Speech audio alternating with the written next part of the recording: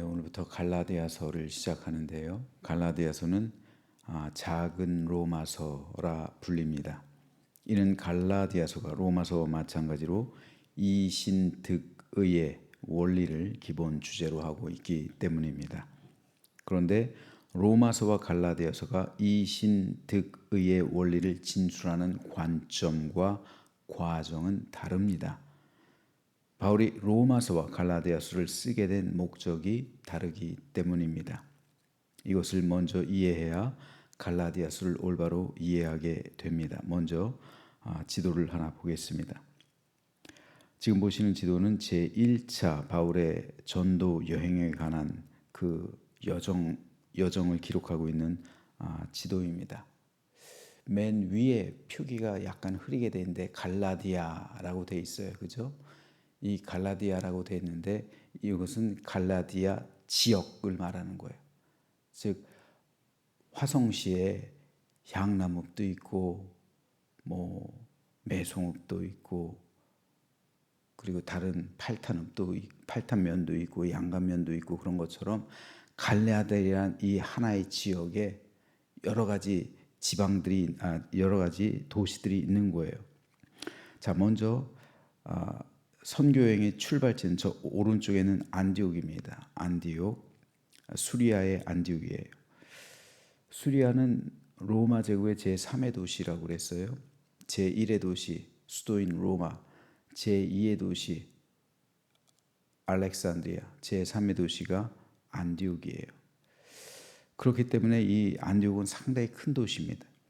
여기에 세워진 교회가 안디옥 교회, 그리고 그리스도인이라는 이름이 생겨난 교회입니다. 그리고 바울과 바나바를 선교사로 파송한 그 교회가 안디옥 교회입니다. 그래서 제1차 바울의 전도 여행은 안디옥에서 시작되죠. 그래서 바울과 바나바가 함께 안디옥에서 출발해서 초록색으로 보면요, 실루기아로 갔다가 살라미로 갔다가 구브로 섬이죠. 바나바의 고향입니다. 구브로에 갔다가 저 위쪽에 이제 버가로 갔다가 그리고 위에 있는 안디옥, 이 안디옥은 비시디아 안디옥이라고 구별해서 부르고 있습니다. 그리고 이곳에서 이고니온으로 갔다가 루스드라로 가죠. 여기서 이제 디모데를 만나는 거예요. 루스드라에서. 그리고 더베로 갔다가 그리고 더베에서 다시 버가로 갔다가 그리고 안디옥으로 돌아오는 그 과정입니다. 이 과정이 바울의 제1차 전도 여행이에요. 그러니까 제1차 전도 여행은 이렇게 보면 어디가 중심이 됩니까? 갈라디아 지역이 중심이 되고 있어요. 더베는 또 바울이 돌에 맞아 죽을 뻔했던 곳이잖아요. 돌에 맞아 죽은 줄 알았는데 성 밖으로 던졌는데 거기서 바울이 살아났잖아요. 이렇게 제1차 전도 여행의 중심 복음 대상 지역은 갈라디아 지역이었습니다. 이 갈라디아 지역의 비시디아, 안디옥, 이고니온, 루스드라, 더베 이런 도시들이 있었어요. 그러므로 갈라디아서는 바로 이 도시들에 있었던 교회들에게 보낸 사도 바울의 서신입니다. 즉 이 지방에 이 지역에 있는 교회들에게 보낸 공동 서신, 이것이 갈라디아서예요. 바울은 제3차 전도 여행 중에 고린도 교회 문제를 해결하기 위해 마게도니아로 건너갔죠. 거기서 디도를 만나기 위해서 마게도니아로 건너갔던 거예요. 디도는 바울의 세 번째 서신을 가지고 고린도 교회를 방문한 상태였습니다. 이 서신을 흔히 눈물의 서신이라 부르는데 바울이 고린도 교회를 두 번째 방문해요. 고린도 전서를 보내고, 고린도 전서는 두 번째 서신이잖아요. 그리고 방문했는데 문제가 풀리기는커녕 더 악화됩니다. 더 사도 바울을 공격하고요. 그래서 아무 소득이 없이 쫓겨나듯이 고린도 교회를 떠나가요. 그래서 바울은 눈물로써 고린도 교회의 세 번째 서신을 써 보내는 겁니다. 디도편에 보낸 거예요. 그리고 디도가 어떤 소식을 가져올지 기다리고 있었던 거예요. 원래는 드로아에서 만나기로 했거든요. 유럽 이쪽, 터키 쪽, 트로이 목마을 때 트로이에서 만나기로 했는데 못 기다려요, 바울이. 그래서 유럽 쪽 마게도냐로 건너가. 왜냐하면 배 타고 오는 그 항구가 마게도냐 항이니까 배 타고 바울이 기다리지 못하고 디도를 만나기 위해서 마게도냐로 건너가요. 그리고 드디어 그곳에서 디도를 만납니다. 그런데 디도가 가지고 온 그 소식은 너무도 좋은 소식, 희망적인 소식이에요. 그래서 바울은 이제 고린도 교회 문제가 해결됐다. 위로를 받는 거예요. 힘을 얻는 거예요. 그래서 고린도 교회에 보내는 편지를, 4번째 편지를 씁니다. 이게 바로 고린도 후서예요. 그래서 고린도 후서를 위로의 서신이라 부르는 겁니다. 자, 그런데 이거는 이제 고린도서를 강의할 때 말씀을 드렸죠. 그런데 바울은 그곳에서 고린도 후서를 기록했지만 또 다른 한편의 서신을 기록해요. 그게 바로 갈라디아서예요. 왜냐하면 갈라디아 지방에 있었던 교회들 역시 평안하지 못했기 때문입니다. 즉 갈라디아 지방의 교회에서도 유대교적인 율법주의자들이 각 교회들마다 침투해 있어요. 그래서 바울이 전한 복음을 무너뜨리고 있었어요. 고린도 교회에서 벌어지고 있는 일들이 갈라디아 지방의 교회들에서도 그대로 일어나고 있었어요. 야, 이거 얼마나 골치 아플까요? 그들이 전하는 복음은 어떤 복음이냐면요, 그리스도의 복음으로만 구원받는 것이 아니다. 즉 예수 그리스도의 십자가만으로 구원받는 것이 아니고 구약의 율법을 온전히 지켜야 구원받을 수 있다고 가르친 거예요. 구약의 율법을 온전히 지켜야 된다면요, 우리 다 같은 죄인으로 발견돼요. 왜냐하면 여러분 어저께가 무슨 날인지 아세요? 어제 그제가? 모르죠. 로시 하나냐예요. 로시 하나냐. 뭡니까? 나팔절. 어제 그제가 나팔절이에요. 다시 말해서 지금 이스라엘 신년이란 말이에요. 신년. 설날이에요. 이스라엘의 설날. 어제 그제가. 신년이에요. 신년. 그래서 어제로부터 열흘 후가 대속죄일이 되는 거예요. 대속죄일. 그리고 구약적인 관점은 지금 우리는 열심히 다른 사람들의 죄를 용서하러 다녀야 되는 거예요.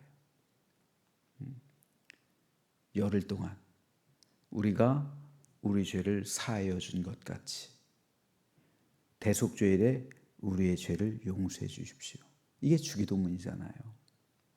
우리가 우리의 죄를 사하여 준 것 같이 나팔절, 신년, 로시 하나냐로부터 대속죄일에 이르기까지 열흘 동안 열심히 한 해 동안 지었던 나에게 잘못했던 사람들의 모든 죄를 용서해 주는 거예요. 그리고 잘못을 고백하러 오면은 다 용서해 주는 거예요. 내가 누군가에게 잘못했다고 하면은 용서함 받기 위해 다니는 거예요. 내가 그때 이런 잘못을 했습니다. 용서해 주세요. 그러면 용서해 주고. 이게 열흘 동안 이스라엘 전 국민 사이에 있는 거예요. 우리가 우리 죄를 사하여 준 것 같이. 이거예요. 그리고 대속죄일에 우리 죄를 사하여 주옵시고. 그러니까 예수님의 주기도문도 이 유대적인 이해를 모르면은 주기도문을 제대로 이해할 수가 없는 거예요. 왜 우리 죄를 먼저 용서했다고 그러지? 이런 얘기가 나오는 거예요. 그렇기 때문에 구약적인 우리가 여태까지 율법에 매여 있다면 우리는 죄인이에요, 지금. 왜요? 나팔절 지키지 않잖아요. 신년인데. 그래서 이스라엘은 휴일이에요. 그리고 열흘 후 대속죄일, 국가적인 차원으로 예배드리는 날이에요. 대속죄일이기 때문에. 근데 우리 아무 관념 없이 보내고 있잖아요. 왜요? 끊어졌으니까. 거기서 끊어졌으니까요. 그것은 구원의 조건이 아니니까요. 예수 그리스도의 십자가로 충분하니까요. 그러니까 더 이상 유대의 절기를 지키지 않는 거예요, 우리는. 그런데 초기 기독교는 그렇지 않았다고요. 각 교회들마다 그리스도의 십자가 복음만으로만 구원받는 게 아니라 구약의 율법을 온전히 지켜야 구원이 완성된다고 가르친 거예요. 그래서 구약에서 정한 할례 받아야 된다는 거예요. 이방인들. 갈라디아 지역 이방인의 지역이잖아요. 이방인들의 교회들이잖아요. 근데 그 교회들마다 유대교 사람들이 침투해가지고 유대교인들이 침투해가지고 유대 기독교인들이죠. 엄밀하게 말하면 유대인인데 기독교인이 된 사람들이 침투해가지고 너희도 우리와 같이 할례 받아야 되고 유대교가 지키는 절기 지켜야 되고 율법을 준수해야 된다. 안식일 지켜야 되고 각종 절기를 지켜야 되고 대속죄일 지켜야 되고 모든 절기 모든 이런 것들 유대 법을 지켜야 된다. 가르쳤던 거예요. 그 당시만 해도 유대 율법주의자는 교회 내에서 그 수가 상당히 많았습니다. 예수님의 가르침을 직접 받은 사도들과 제자들보다 오히려 사도들과 제자들이 전도해서 그리스도인이 된 유대인들의 숫자가 훨씬 더 많았어요. 그런데 이들은 평생 유대교의 그늘 아래 살았던 사람들이잖아요. 그래서 그들에게 익숙했던 율법이 그리스도 안에서 폐기됐다. 이걸 못 받아들이는 거예요. 자신들의 율법이 폐기됐다? 유대교가 폐기됐다? 이건 못 받아들이는 거예요. 율법에서 은혜 복음으로 넘어가는 과도기. 지금 이 시간은 은혜 복음의 시대잖아요. 근데 그때는 과도기였어요. 이걸 못 받아들이는 거예요. 이 과도기에 있었던 사람들이 이거를 이해하지 못했던 겁니다. 그리고 예전의 것을 가르친 거예요.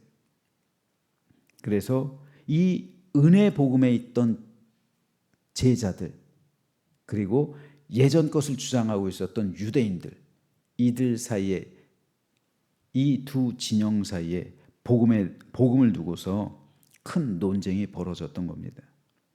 예수님의 사도들과 제자들은 이 문제에 대해서 심히 근심을 많이 했어요.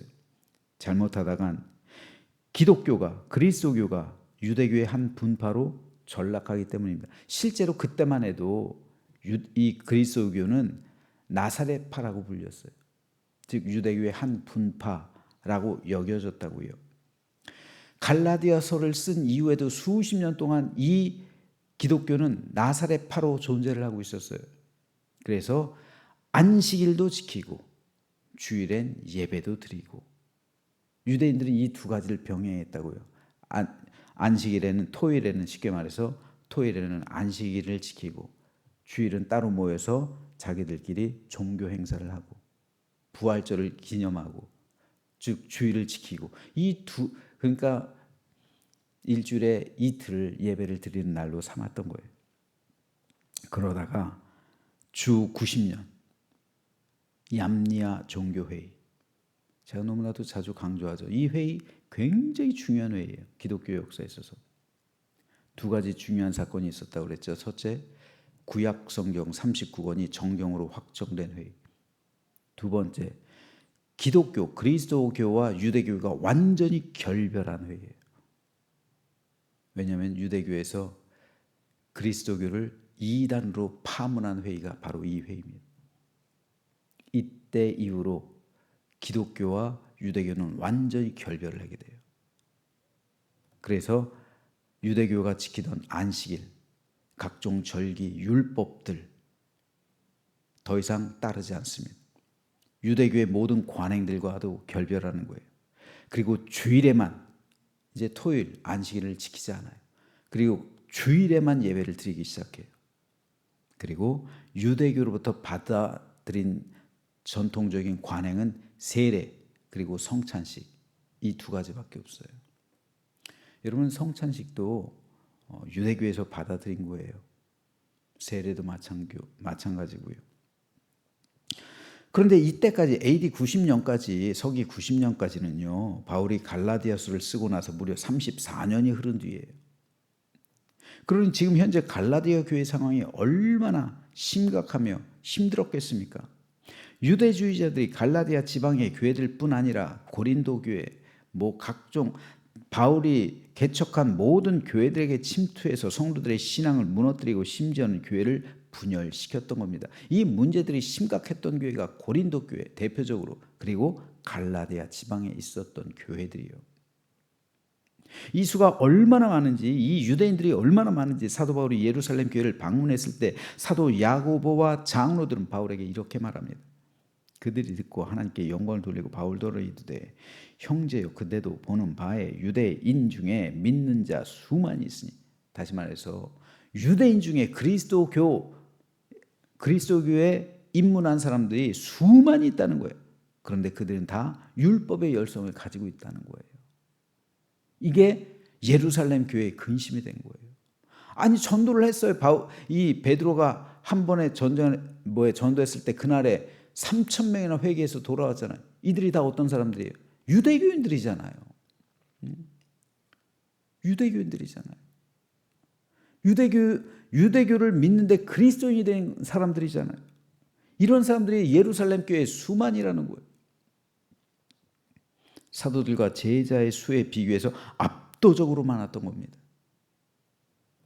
물론 교회 지도자들은, 리더들은 사도들과 제자들이죠. 하지만 수만에 달하는 유대 율법주의 교인들 가운데선 사도들의 가르침보다 율법을 우위에 두는 사람이 많았어요. 그렇겠죠. 그들이 볼 땐 사도들보다, 예수님의 제자들보다 모세가 더 위대해요. 그들이 볼 땐 장로들의 유전이 더 이 주님의 가르침보다 우위에 있는 것 같아요. 그런 삶을 수천 년 동안 살아온 민족이기 때문에 그렇습니다. 이런 사람들이 추천장을 받아서 예루살렘 교회에 속했으니까 예루살렘 교회 추천장을 받아서 각 지역으로 흩어지는 거예요. 자기가 살고 있었던 지방으로 가는 겁니다. 그리고 바울이 개척한 교회들에 들어가는 거예요. 왜요? 그 지역에 갔더니 교회들이 생겨났잖아요. 그러니까 자기들도 기독교이니까 그 교회에 속하게 되는 거고, 거기서 하나님을 예배하면서 그 교회를 어지럽히고 있었던 거예요. 그래서 바울은 갈라디아 교인들에게 이렇게 단언합니다. 그리스도의 은혜로 너희를 부르신 이를 이같이 속히 떠나 다른 복음을 따르는 것을 내가 이상하게 여기노라. 다른 복음은 없나니 다만 어떤 사람들이 너희를 교란하여 그리스도의 복음을 변하게 하려 함이라. 그러나 우리나 혹은 하늘로부터 온 천사라도 우리가 너희에게 전한 복음 외에 다른 복음을 전하면 저주를 받을지어다. 우리가 전에 말하였거니와 내가 지금 다시 말하노니 만일 누구든지 너희가 받은 것 외에 다른 복음을 전하면 저주를 받을지어다. 자, 여기서 바울은 4차례에 걸쳐서 다른 복음이라는 단어를 반복하고 있어요. 다른 복음이 뭡니까? 복음처럼 보이는데 바울이 전한 복음과는 다른 복음이라는 거예요. 바울은 분명 예수 그리스도를 통해서만 구원받는다는 이신득의의 원리로서 갈라디아 지방에 속한 교회들의 성도들을 가르쳤어요. 그리고 그때 그들은 예수님을 자신들의 구세주, 나의 하나님으로 영접했어요. 그런데 다른 복음은 구원받는 데는 예수님도 믿어야 되지만 그 십자가만으로는 충분하지 않다는 거예요. 구약의 율법을 온전히 지켜야 구원받는다 가르쳤던 거예요. 그래서 그들의 가르침에 미혹되어서 이방인들 중에 실제로 할례를 행하는 성도들이 생겨나요. 각종 율법을 유대인처럼 지키고 따르고 있어서 그래서 이방인인데도 안식일을 지켜요. 이방인인데도 절기를 지키고 있어요. 그래서 이 소식을 들은 바울은 깜짝 놀랐던 거예요. 왜 성전이 무너졌을까요? 예루살렘 성전이. 아마 예루살렘 성전 무너지지 않았으면 기독교회가 탄생하기, 확장되기 굉장히 어려웠을 거예요. 유대교의 중심은 성전이잖아요. 성전이 무너졌기 때문에 율법이 사라진 거예요. 제사장들도 절기들도 레위인도 필요가 없잖아요. 그러니까 어떻게 보면 성전이 무너진 것은 하나님의 크신 은혜요, 축복입니다. 유대인들한테 미안하지만요. 구원을 위해서. 성전이 70년 무너지죠. 20년 후에 얌리아 종교회의가 발생하는 거예요. 그런데 그때까진 성전이 있고 그렇기까지는 유대인들이 각종 절기를 다 지켜야 된다 주장했던 교회들 안에서도요. 그래서 바울은 어떻게 예수님의 은혜를 그렇게 속히 떠나갈 수 있냐 책망한 겁니다. 그 모습 보면서 바울은 내가 이상히 여긴다라는 말을 6절에서 하는데요. 이 이상히 여긴다는 말은 헬라어로 다우마조예요. 근데 이 단어가 복음서에서도 기록된 적이 있어요. 예수님께서 말씀 한마디로 풍랑을 잔잔하게 하죠. 이 사건을, 이 기적을 가리킬 때 다우마조란 단어를 썼거든요. 그런데 바울은 예수님께서 풍랑을 잔잔하게 하실 것처럼 일어날 수 없는 일들, 이 다우마조의 현상이 지금 갈라디아 지역의 교회들에서도 일어나고 있다는 거예요. 이걸 이상하게 여긴다는 거예요. 어떻게 그렇게 빨리 참된 복음인 예수님의 은혜를 버리고 다시 구약으로 돌아갈 수 있느냐? 왜 이방인들이 너희들이 구약으로 돌아가서 유대인이 되느냐? 이 말을 하고 이것 이상하게 여긴다. 왜 다른 복음에 그렇게 휩쓸리느냐? 이 말이에요. 그래서 바울은 다른 복음은 없다라고 선언하는 거예요. 구원의 길은 오직 하나란 말입니다. 예수 그리스도를 통한 십자가 구속의 은총만이 구원의 필요 충분 조건이요. 나머지 조건 전혀 필요하지 않다는 거예요. 그러면서 바울은 우리나 혹은 하늘로부터 온 천사라도 우리가 너희에게 전한 복음 외에 다른 복음을 전하면 저주를 받을지어다. 우리가 전에 말하였거니와 내가 지금 다시 말하노니 만일 누구든지 너희가 받은 것 외에 다른 복음을 전하면 저주를 받을지어다 라고 선포한 겁니다. 왜 바울이 이렇게 강력한 경고를 말하냐면 복음의 근본이 무너지면 진리가 진리될 수 없기 때문입니다. 진리는 하나입니다. 진리는 2000년 전이나 지금이나 변함이 없어요. 그러므로 진리는 배타성을 가집니다. 진리가 진리이기 위해서 진리 외에 다른 모든 것들에 대해서는 배타성을 가는 것이 맞는 겁니다. 예수 그리스도를 통해서만 받는다는 것이 이 진리라면 다른 수단과 방법에 대해서는 배타성을 가는 것이 맞는 거예요. 여기에 감하거나 왜곡해서는 안 됩니다. 바울은 이렇게 왜곡된 복음을 가르쳐 왜곡된 믿음을 가르쳐 다른 복음이라고 말한 겁니다. 왜곡된 복음으로는 구원받을 수가 없어요. 그래서 이 복음을 가르치는 사람은 하늘에서 온 천사라 할지라도 저주를 받을 것이다 선언하고 있습니다. 따라서 우리는 이 진리의 말씀을 온전히 지켜야만 합니다. 이것이 바로 참된 믿음이에요. 그렇다면 오늘의 현실에서 한국 교회들 그리고 우리의 믿음은 어떻습니까? 바울이 말하고 있는 순수하고 깨끗하고 정직하고 정결한 믿음, 그 믿음만을 우리가 따르고 있습니까? 아니면 세속화된 복음, 다른 복음을 우리가 받아들이고 있습니까? 순수하고 거룩한 복음에서 떠나 왜곡되고 변질된 믿음이 교회들 가운데 퍼지고 있어요. 여러분, 우리 이거 회복해야 되는 거예요. 복음의 모습. 이것이 갈라디아서를 통해서 바울이 부르짖고 있는 그 복음의 핵심입니다. 많은 교회들이 부와 형통의 복음, 여기에 젖었어요. 예수 믿으면 대표적인 게 예수 믿으면 잘 살아야 돼요. 어떻게 돼요? 이거예요. 이게 부와 형통의 복음이에요. 잘못 가르치고 있는 거예요. 아니요. 예수 믿으면 잘 먹고 잘 살고 부자가 돼야 된다. 이건 세속화된 복음. 이게 다른 복음이에요. 예수 믿으면요, 잘 먹고 잘 살던 사람들도 가난해져요. 도리어. 왜요? 베푸니까. 이거를 기독교에서는 전통에서 뭐라고 말하면 자발적 가난, 자발적 빈곤, 즉 청빈이라고 말한 거예요. 청빈. 그러므로 진실한 기독교인들은 청빈한 삶을 살아가는 거예요. 청빈. 근데 교회들에서 지금 청빈을 강조합니까? 부를 강조하죠. 예수 믿으면 잘 살아야 된다. 부와 형통의 복음에 지금 교회들이 변질되고 있어요. 아니에요.